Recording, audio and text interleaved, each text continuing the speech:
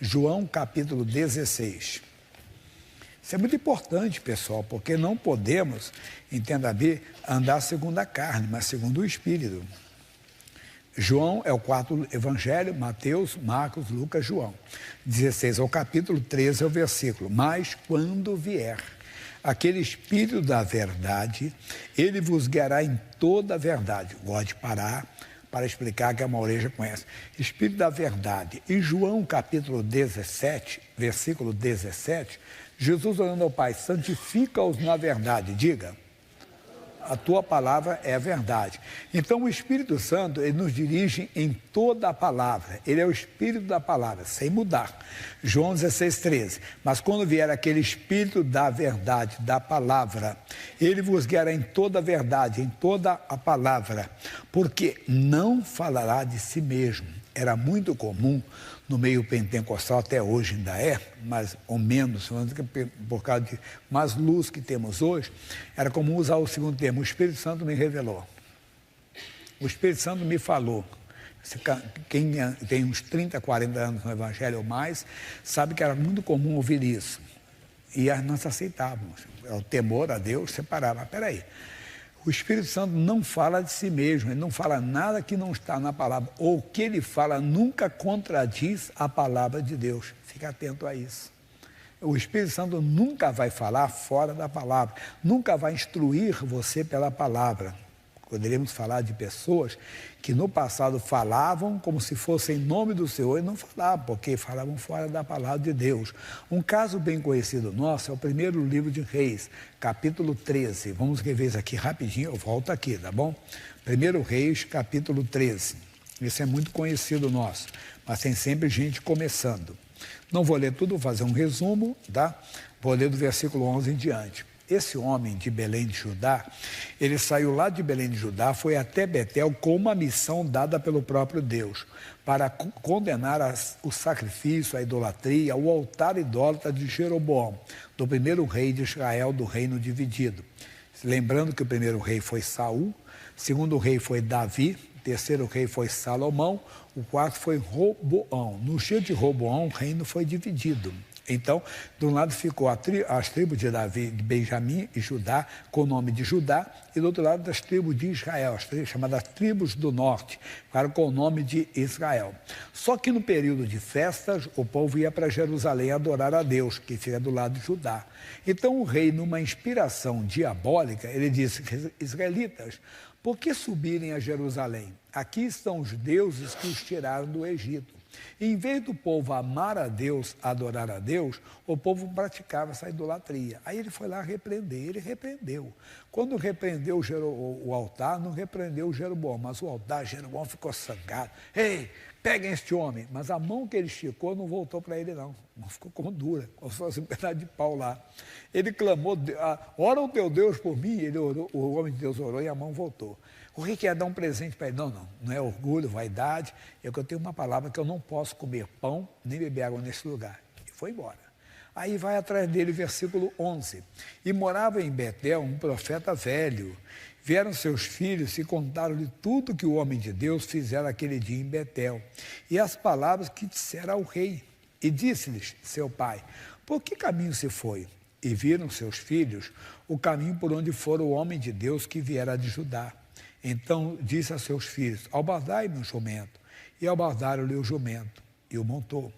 E foi-se após o homem de Deus, e o achou assentado debaixo de um carvalho. E disse-lhe, és tu o homem de Deus que veio de Judá? Eu sou. Então ele disse, vem comigo à minha casa e come pão. Porém ele disse, não posso voltar contigo, nem estarei contigo, nem tampouco comerei pão, nem beberei contigo água neste lugar, porque me foi mandado... Como? Pela palavra do Senhor. Diz, olha só, ali nem comerás pão, nem beberás água, nem tornarás a ir pelo caminho por que foste. E ele disse, também eu sou profeta como tu. E um anjo me falou pela palavra do Senhor, dizendo, faze-o voltar contigo à tua casa, para que coma pão e beba água. Porém, mentiu. Aí aqui é um debate teológico muito grande. Deus permitiu, com aprovação, entenda bem, ou um homem... Porque tem gente que vai ficando com a idade achando que ele é melhor do que os outros, é mais especial, que Deus fala para ele, Deus fala. Ao mesmo tempo, os intérpretes aqui, quando digo intérprete, as pessoas que estudam a Bíblia, se chama de hermeneutas, que tem interpretação bíblica com o versículo, com história, com aquilo tudo, contexto, aí eles dizem o seguinte, que isso é importante você entender e compreender, os dons, porque Paulo fala isso no Novo Testamento, os dons de Deus são irrevogáveis. Então, quer dizer, apesar de ele ter mentido, ele continua sendo profeta. Ele não deixou de ser profeta. Isso é importante. Às vezes você olha um homem, entenda, você descobriu algo dele. Ele está ali até ser usado por Deus. É que os dons são irrevogáveis. Agora, não quer dizer que ele vai ser salvo, não. Se ele não se endireitar, não vai ser salvo. Ninguém será salvo se estiver naquela lista de pecadores que o Senhor Deus fala na primeira carta aos Coríntios 6:10. Isso inclui o pastor da igreja. Ele diz, os roubadores não entrarão no reino dos céus. Os ladrões não entrarão. Os fornicários não entrarão. Mas é pastor, não vai se esconder, não adianta. Ninguém ficará escondido diante de Deus. Só mostrando isso aqui para você nunca colocar sua fé no homem. Confiança está em Deus. Não estou falando mal, nem fazendo alusão a ninguém, não. Só para explicar isso aqui. Aí esse homem estava mentindo. E ele voltou, irmão. Mas por que ele voltou? Vamos entender. Se ele falasse, rapaz, eu sou profeta como tu, pode voltar, ele não seria convencido. Mas quando ele disse um anjo, é aqui, é a linguagem que Satanás tenta usar, entenda bem, para confundir o povo de Deus. Eu brincava com as pessoas na igreja, que isso foi mais no passado. Hoje você vai passar, o tempo vai passando, você vai mudando muita coisa, inclusive a alimentação na sua vida, você muda bastante, né? Eu brinco que o chocolate gostoso era ao leite. Hoje qual é o principal? Amargo. O chocolate ficou diferente. Comida, o arroz você comia, quase não come, mas quando come é um integral. O macarrão é um integral. Você vai mudando pão, vai integral, tudo parece que é diferente. Mas por que eu falei isso? Que na minha juventude, eu fui muito apaixonado por lasanha, pessoal. Mas qualquer coisinha era lasanha. Não vou dizer para você que eu não gosto, não posso ser hipócrita, que Deus conhece seu coração, né? Mas a idade que eu estou falando vai chegando, você vai mudando um pouco a alimentação. Eu até brinquei, que eu falei isso para os pastores, e uma vez eu fiz uma campanha na região de Ribeirão Preto. Eu nunca esqueço, a primeira igreja foi Cravinhos, 9 horas da manhã era o culto. Quando eu cheguei lá, a pastora preparou um café da manhã. O que tinha no café da manhã? Lasanha. Aí você ficou feliz da vida, né? Poxa, logo de manhã comeu uma lasanha, né? Quentinha, né? Aquela bolonha, mas chegou no almoço, o que foi? Lasanha. Se eu não me engano, foi Jardinópolis. Se eu perder a cidade, ele me perdoe. O pessoal da região deve lembrar. São Joaquim da Barra, toda aquela região. À tarde foi lasanha. Aí eu mandei um recado para a pastora, por favor, não façam lasanha. Ela não aguentava mais comer lasanha, né? Mas por que eu falei essa bobeira aí, aparentemente? Porque então, se alguém quisesse me envenenar, me matar, o que ele prepararia? Uma lasanha. Porque eu gosto de lasanha. Crente gosta da palavra de Deus, irmãos. Satanás tenta usar a palavra de Deus, como se fosse o Espírito de Deus, porque o Espírito de Deus te guia na palavra. Por isso que você tem que andar ligado com Deus. Lembra do nosso Senhor Jesus Cristo, que quando ele foi tentado no deserto, Satanás usou a palavra de Deus. Calma que você não vai ser que jamais, a Bíblia diz que os que confiam no Senhor jamais serão confundidos, pode ter certeza disso. Aí o homem voltou e nós sabemos o final dele, ele perdeu a vida dele, mas é o profeta que falou. Ninguém tem autoridade para revogar a palavra. Jesus disse, os céus e a terra passarão, minhas palavras não hão de passar. Mateus 24:35. Paulo falou aos Gálatas, ainda que nós mesmos, ou um anjo do céu vos anuncie outro evangelho, além do que já vos tem anunciado, seja anátema. Então ninguém tem autorização para mudar a palavra de Deus, ninguém tem autorização para ferir a palavra de Deus. Mas o que eu estava contando aí, a pessoa vem com a palavra. É um anjo do Senhor. Está escrito na Bíblia, disse aqui. Aí que você vai ver. Vamos voltar na Bíblia Sagrada, em João 16. Ele diz, não falará de si mesmo, mas dirá tudo o que tiver ouvido e vos anunciará o que há de vir. Isso é o Espírito Santo. Como é que eu consigo entender, então, se a pessoa chega? Mas está escrito na Bíblia. ele tira um texto, ou do contexto. Aí que nós vamos ver agora. Ele me glorificará, porque há de receber do que é meu, e vulo há de anunciar. O diabo nunca vai glorificar o Senhor Jesus. Aquele que o venceu na cruz, aquele que o venceu na casa dele, no próprio inferno. Então, o diabo sempre vai querer a glória. Cuidado, se alguém usar a palavra de Deus para a sua glória, não é o Espírito de Deus. O Espírito de Deus te guia em toda a palavra, glorificando o Rei dos Reis, o Senhor dos Senhores. É isso que você começa a identificar. A pessoa, então, cheia do Espírito Santo, ela não recebe glória. Ela não aceita receber glória. Muito menos adoração, irmão. Muito menos. Ela sabe que o único que pode ser louvado entre os homens chama-se Jesus Cristo. Guarde isso com você. A pessoa, então, começa a mostrar que não é o Espírito de Deus, ela começa a se exaltar, talvez exaltar a denominação, exaltar... Não, cuidado. A obra do Senhor é glorificar o Rei dos Reis. Ele disse bem claramente sobre isso. Onde ele falou, pastor Jair? Mateus, isso é bonito, em capítulo 16. Mateus 17, desculpa, 16 é a revelação anterior. Mateus capítulo 17. Isso aqui é forte para você. Foi o Monte da Transfiguração. E ele diz, versículo 5. E estando ele ainda a falar, eis que uma nuvem luminosa os cobriu. E da nuvem uma voz que dizia, este é o meu filho amado, em quem me comprazo. Escutai.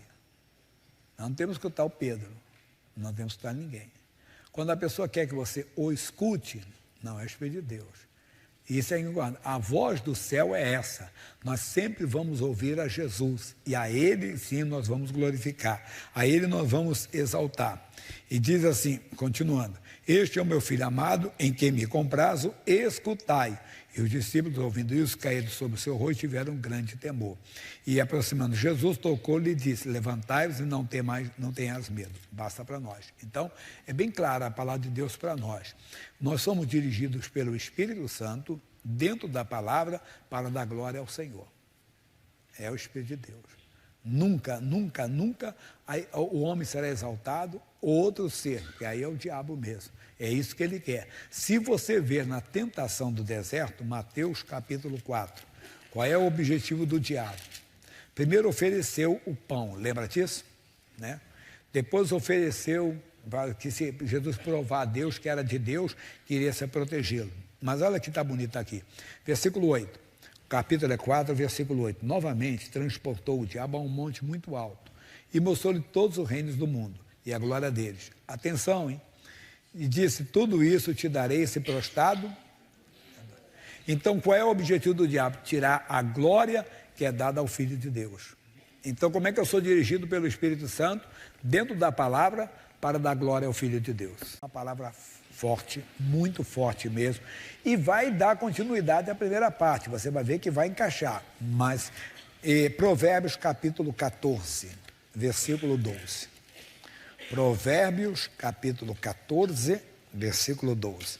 Há caminho que ao homem parece direito, o fim dele são os caminhos da morte. O fim, singular, deles são, plural, os caminhos da morte. Não tem outro jeito, você vai encontrar a morte. Jesus foi claro, eu sou o, não é, entenda, uma vogal, ou é o artigo definido. Eu sou o caminho. Às vezes a pessoa quer trilhar outro caminho. A pessoa quer andar por outro caminho.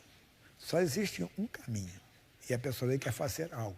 Como no caso, nós somos de Deus, nós somos dirigidos pelo Espírito de Deus, dirigido na palavra. Olha o 13, até no riso terá dor o coração. Foi o que aconteceu com Israel nos dias de Davi. Uma coisa triste. Vamos aqui, pessoal, para o segundo livro de Samuel, capítulo 6. A alegria se tornou em tristeza. Por quê? Por quê? Por quê? Porque não houve direção de Deus. Não houve direção do Espírito Santo. Parece tudo certinho, tudo bonitinho. E às vezes, por que isso vai acontecer? E tornou Davi a juntar todos os escolhidos de Israel, em número de 30.000. E levantou-se Davi e partiu com todo o povo que tinha consigo de Baalá, de Judá, para levarem dali para cima a arca de Deus, sobre o qual se invoca o nome do Senhor dos Exércitos, que se assenta entre os querubins. E puseram a arca em um carro novo, bonito, né? Puxa, tá um carro novo, uma coisa linda. Ô rei, nós temos um carro novo aqui, uma coisa bonita, preparada. Imagina se fosse hoje, né? Estamos aqui com um Mercedes, né? Estamos aqui com uma, sei lá, um carro qualquer, né? Uma Ferrari, não sei o quê, para levar a arca do Senhor. Parece bonitinho, mas isso não era a direção de Deus, não. Porque na direção dada pelo Senhor, nós vamos ver que o santuário do Senhor, a arca do Senhor não era levada daquela maneira. Abre o parênteses, para aqui um pouquinho. Vamos voltar no livro de Números, capítulo 7. Números é o 4º livro da Bíblia. Capítulo 7. Isso é para obreiro, que às vezes quer o trabalho mais bonitinho, às vezes o mais bonitinho não é o que recebe mais glória de Deus. Capítulo 7, versículos 6, 7, 8 e 9. Diz no capítulo 7, versículo 6, assim Moisés tomou os carros e os bois e os deu aos levitas. 2 carros e 4 bois deu aos filhos de Gerson, segundo o seu ministério. E 4 carros e 8 bois deu aos filhos de Merari, segundo o seu ministério, debaixo da mão de Itamar, filho de Arão, o sacerdote. Mas aos filhos de Coate nada deu, porquanto a seu cargo estava o santuário e os levavam aos ombros. A arca é santuário. Amigo, o que parece bonitinho, às vezes não é o certo para Deus, o que você tem que fazer. Homem de Deus, mulher de Deus, povo de Deus é dirigido pelo Espírito de Deus. Não questione o homem de Deus, ele tem a direção dada na palavra. Davi fez algo bonito, vamos lá, que ele ofereceu o carro novo, carro bonito, puxa, é o melhor, né? Estamos recuperando a arca a arca que ficou na mão dos filisteus durante tanto tempo. Agora está voltando ao domínio de Israel. Que alegria para aquele povo. Que alegria de estarem recebendo a arca do Senhor. Então voltamos aqui, versículo 3. E puseram a arca de Deus em um carro novo e a levaram da casa de Abinadab, que está em Geba. E Uzá e Aiô, filho de Abinadab, guiavam o carro novo. São responsáveis. Como se fosse hoje, seriam o piloto e copiloto. O motorista e o seu ajudante lá, fosse hoje. E levando a casa de Abinadab, que está em Geba, com a arca de Deus, Aiô ia adiante da arca. E Davi, toda a casa de Israel, fazia o quê? Alegravam-se perante o Senhor. Não esqueça, lá atrás, Provérbios 14, 13. A tristeza se torna, a alegria se torna em tristeza. E olha só, o sorriso se torna em dor. E perante o Senhor, com toda a sorte de instrumentos, de madeira, de faia, de harpas, com saltérios, tamboris, e com pandeiros e com símbolos.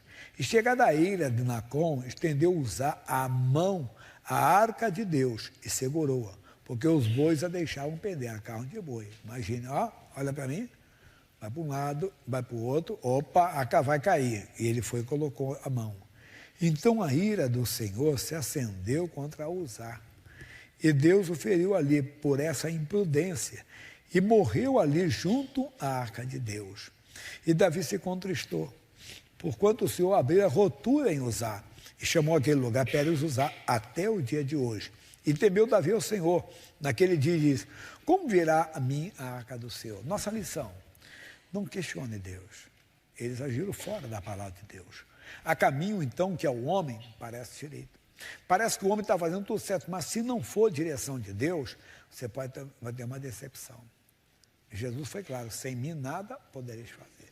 Lembra do início? O homem de Deus é dirigido pelo Espírito de Deus.